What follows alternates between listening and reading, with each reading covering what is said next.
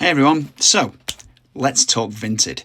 I love Vinted. I've been lucky enough to lose a bit of weight recently, and it's the foundation of my new wardrobe, and I'm cheap. And I've gone from being a mildly judgmental observer of my wife's shopping habits, who's way better at this than me, to the principal offender. Sometimes I feel like I should start charging Vinted for mileage, which is why in the news today, recent reports about users finding their accounts suspended caught my eye over my morning coffee. In many cases, people reported throttling of their accounts, being kicked off, and then later reinstatement on appeal.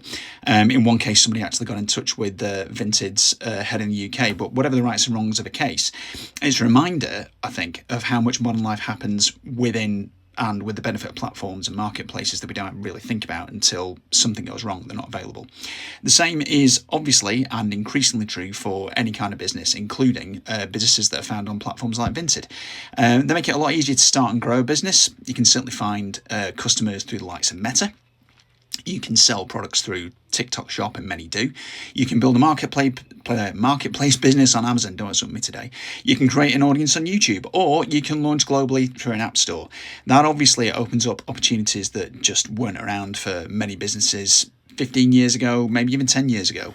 Founders can simply test ideas, reach customers, and start generating revenue without necessarily having to invest in all the typical infrastructure that you'd normally expect to have seen or what might have got in the way, especially if you don't have the funds to do so to begin with. Of course, when that goes well, you can see growth. It's very easy to see. You see more customers, you see more sales, you see more visibility.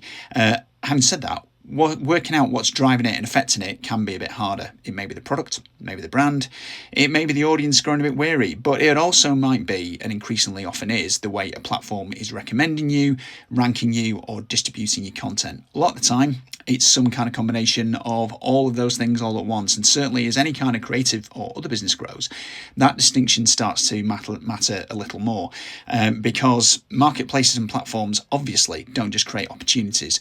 They can create uncertainty. They also help shape the environment in which a business or even individual competes, and a change in ranking, a change in recommendation, visibility, change in commission generated or commercial priorities may not change the product at all. However, having said that, it can still change the conditions in which that product or service is trying to grow.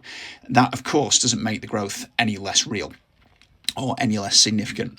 Many successful businesses simply just wouldn't be around without the platforms that underpin them. That's obvious for the agency sector. They help them find the market, but it does suggest, I think, that understanding where growth comes from and where it's going to be available next is always going to be just as important as measuring how much of it there is, because most businesses are really, really good at noticing the growth, but the harder part, I think, is spotting the conditions that help create it in the first place, recognizing what's going to keep it sustainable, and recognizing when changes start to happen.